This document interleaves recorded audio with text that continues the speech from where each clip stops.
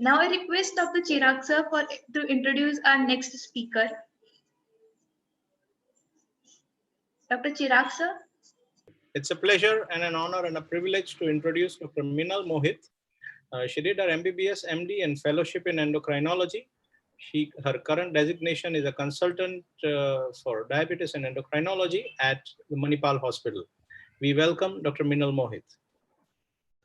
A very good evening and thank you, sir. Thank you, Dr. Chirag, sir. Thank you, Dr. Mayur Patel, Dr. Mona Shah. Thank you so much for inviting me for this conference and giving me this platform. I'm here to talk on the topic of endocrine hypertension. So with your permission, can I share my screen now? Okay. Is my screen visible, sir? Am I audible? Yes. Right. Thank you, sir. So with your permission, I begin. I'll be talking here about endocrine hypertension. After Dr. Uddhav, it is a pleasure to talk about endocrine hypertension because he's already set the background for me. So as we know that endocrine hypertension is a topic where we will be discussing about the glands which are responsible for causing hypertension. We all know that endocrinology is a branch of medicine which deals with all the glands or the hormones, but all the glands are not responsible for causing hypertension or a rise in blood pressure. There are very few selected glands, and the most naughty, the most disreputed gland to cause hypertension is, of course, the adrenal glands. But besides the adrenal glands, there can be hypertension in certain cases of thyroid disorder and also some of the pituitary disorders. So, if I classify hypertension as primary and secondary, of course, the primary or the essential hypertension takes up some 85%, whereas secondary hypertension is responsible just for 15% of the cases of hypertension. But out of this 15%, endocrine hypertension is just say around 5% maybe. So it is not one of the very common findings, common entity to look for in our clinical settings. But we must keep our eyes open, keep our vision open to at least make a diagnosis, because if we don't even think, we will never be able to diagnose the condition at all. So when we talk of endocrine hypertension and we just think about adrenal glands, maybe we are dealing with primary hyperaldosteronism, or maybe we are dealing with pheochromocytoma, or it can be some other conditions which are simulating a picture of hyperaldosteronism. Then it can be hypo or hyperthyroidism, that is thyroid dependent hypertension, or it can be acromegaly or Cushing's, that is because of pituitary disorders, we might be having a case of endocrine hypertension. Now, when do you really look for endocrine hypertension? Not every patient of hypertension coming to your chamber, you will think of secondary hypertension or endocrine hypertension. Of course, as we know, 85% it's essential hypertension.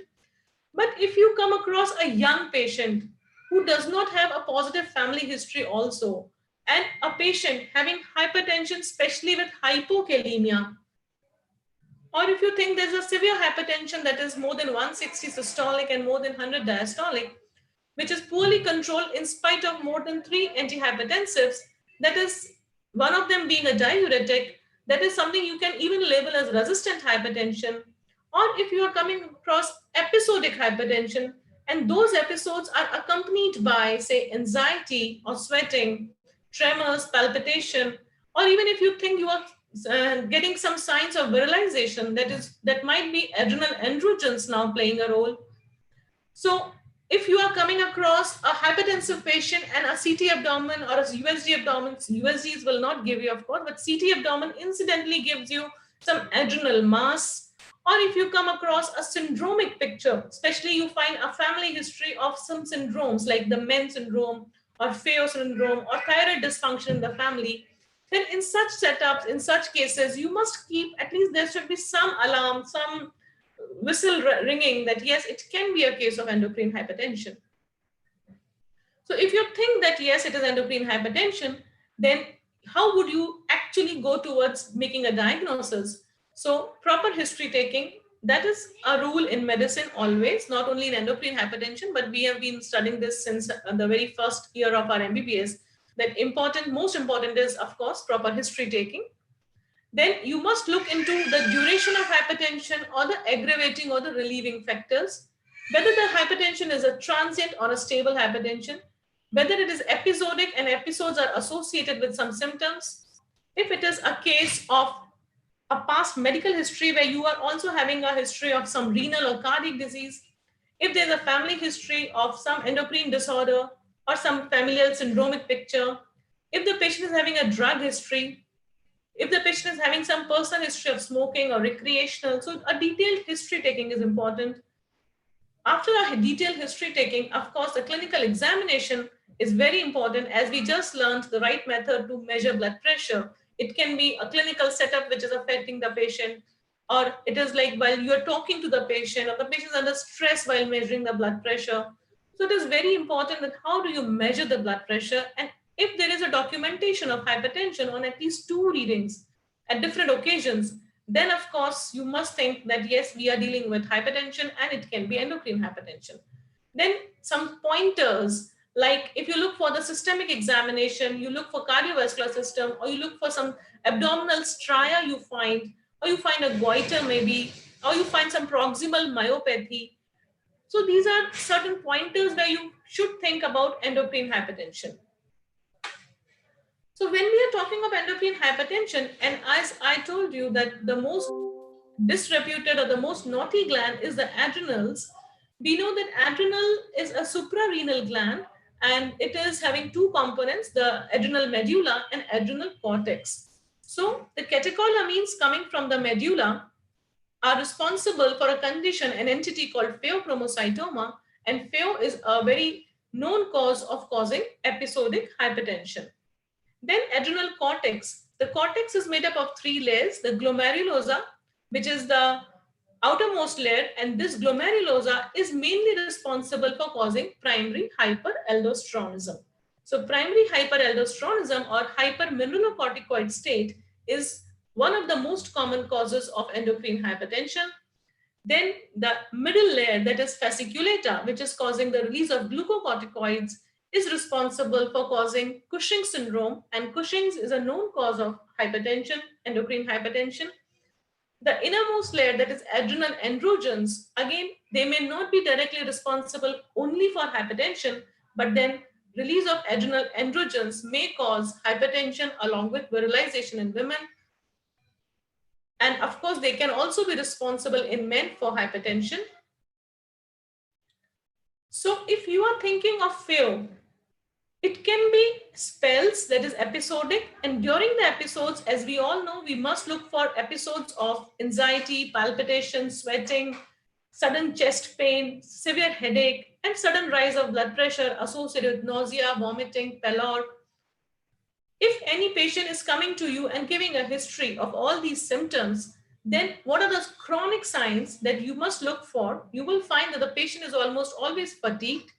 There is generalized increase in sweating, and then hypertensive retinopathy, which cannot be episodic. So you can look for hypertensive retinopathy in a patient who is at that point of time maybe normotensive, but giving you the history of such spells.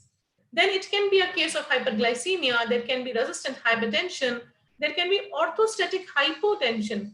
Orthostatic hypotension is also one of the very common pointers of endocrine hypertension. Then it can be a patient presenting to you with CHF, or they can be painless hematuria or weight loss.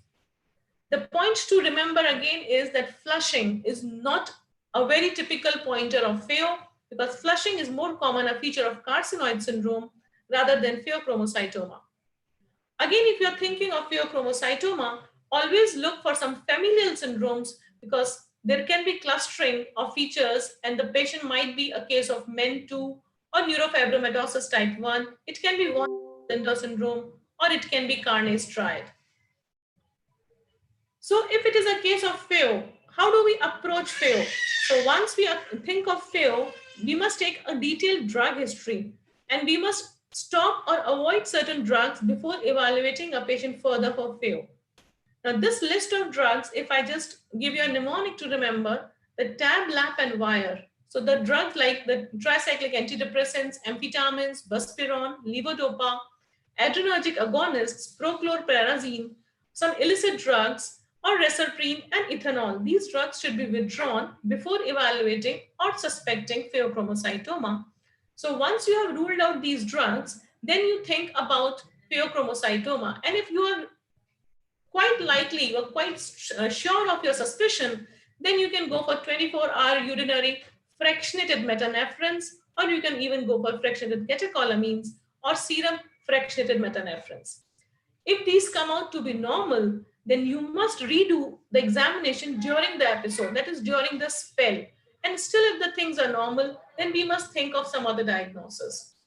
But if the values are the rise is twofold, that is, there is doubling of the values, then yes, you are very much likely, you are very much correct in your clinical diagnosis of pheochromocytoma.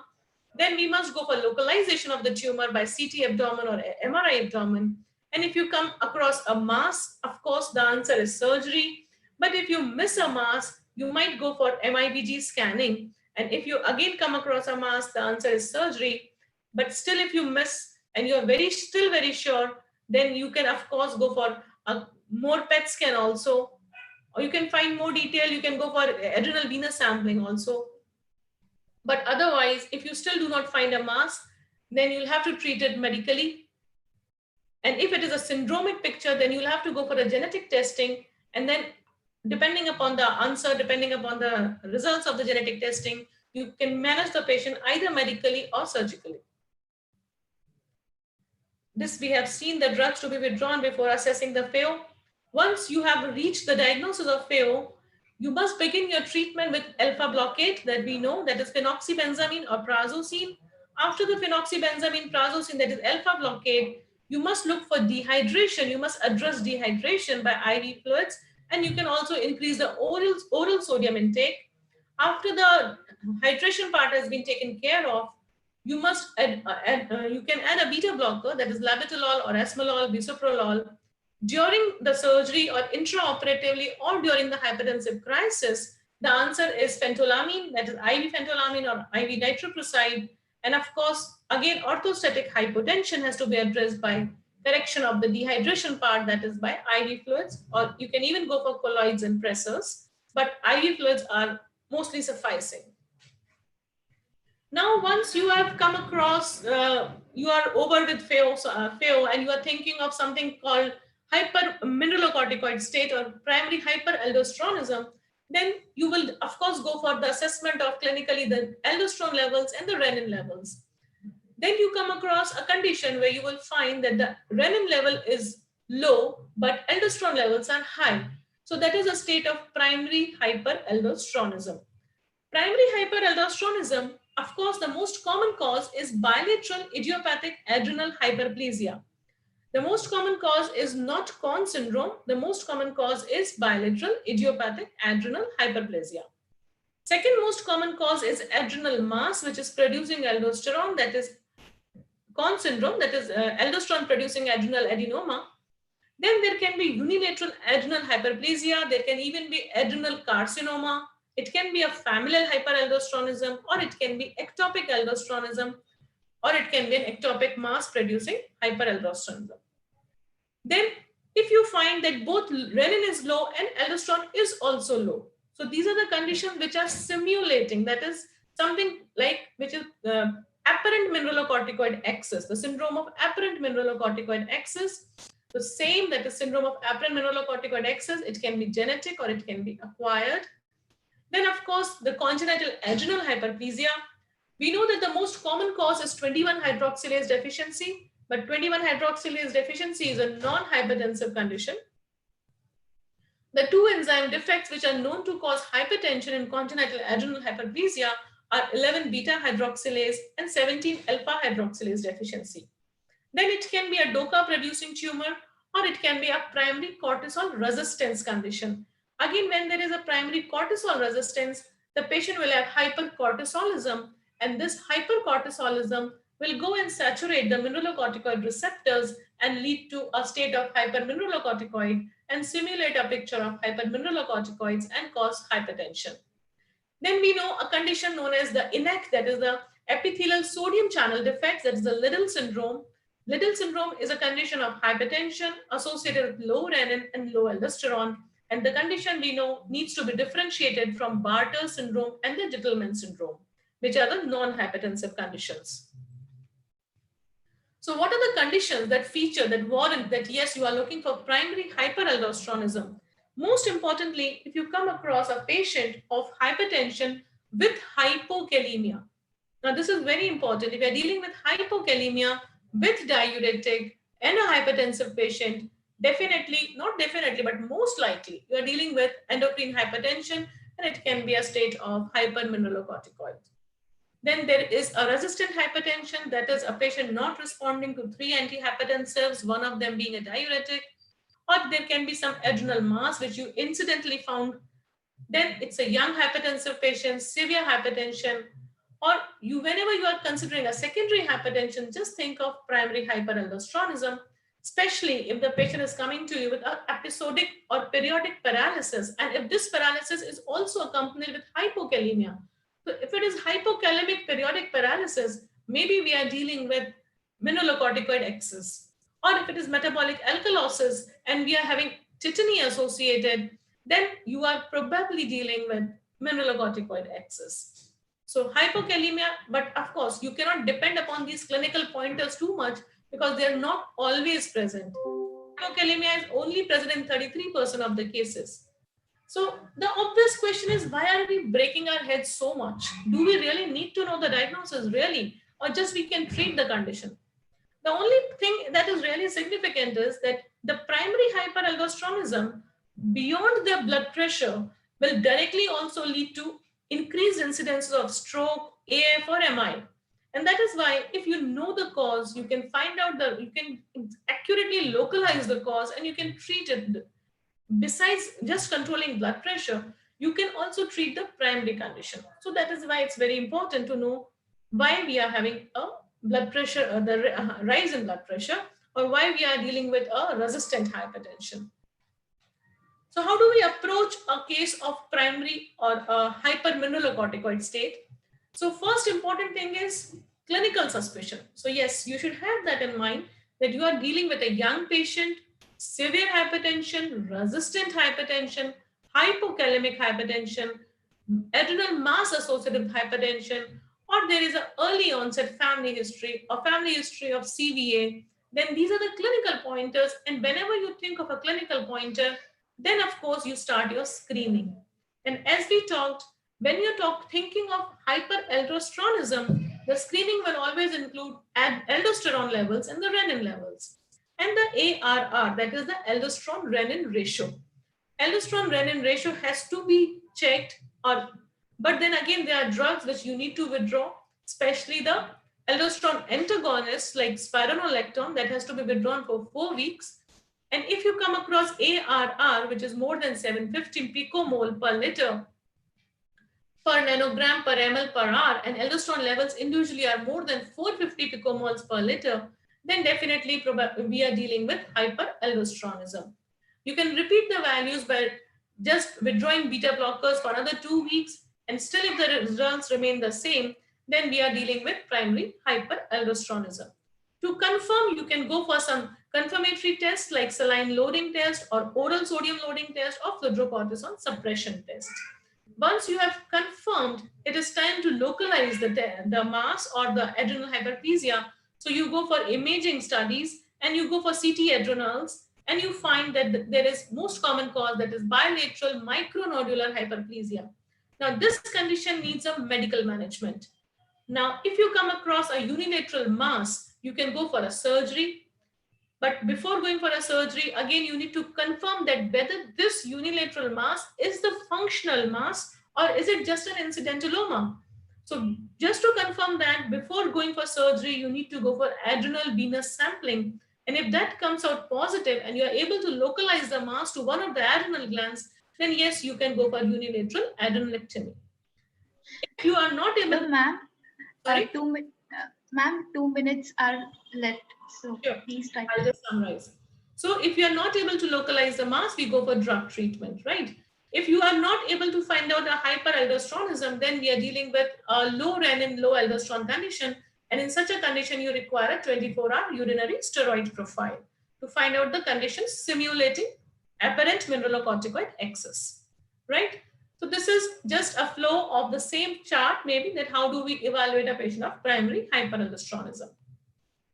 Coming to this, we have already discussed the principles of treatment, that if it is a mass, you can go for surgery, and if it is not a mass, you need a medical management. And when we talk of medical management, the drugs of choice are spironolactone and eplerenone. Okay. In the interest of time, I will go to other conditions. One is the apparent mineralocorticoid excess syndrome, that is HSD 11 beta HSD2 excess, that is hypercortisolism, because this is a condition which will stimulate mineralocorticoid excess by causing saturation of the mineralocorticoid receptors. Then Cushing syndrome is another very common cause of endocrine hypertension, again because of hypercortisolism, which is causing the saturation of mineralocorticoid receptors here. So we will have endocrine hypertension. Conditions like thyroid dysfunction, like hyperthyroidism because of decreased peripheral vascular resistance, we will have increased systolic blood pressure. We will have a rise in the systolic blood pressure here. So we treat the hyperthyroidism first. Similarly, in hypothyroidism, we have more of a diastolic rise in blood pressure because of the increased vascular resistance and increased volume expansion. Then we have conditions like primary hyperparathyroidism causing hypercalcemia, and primary hypercalcemia again is responsible for causing endocrine hypertension. Then conditions like acromegaly are associated with hypertension and hyperglycemia. Then there are other metabolic conditions like diabetes itself, obesity, and they also accompany hypertension mostly. So these are few clinical scenarios where the patients, young patients who just presented with hypertension but came out to be endocrine hypertension. This lady came out to be Cushing's, and another lady whom we found to be a case of FAO. So these are few clinical scenarios where you need to keep your eyes open.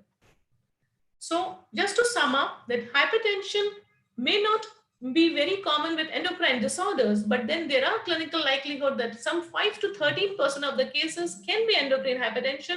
So whenever a patient is coming to your clinic with endocrine disorders and hypertension, we do try to link the two together. And yes, it is our responsibility to reach a correct diagnosis to provide the maximum therapeutic benefit to our patients. So that is the reason we are discussing endocrine hypertension today. And once again, thank you so much. Thank you so much, ma'am, for such an insightful session.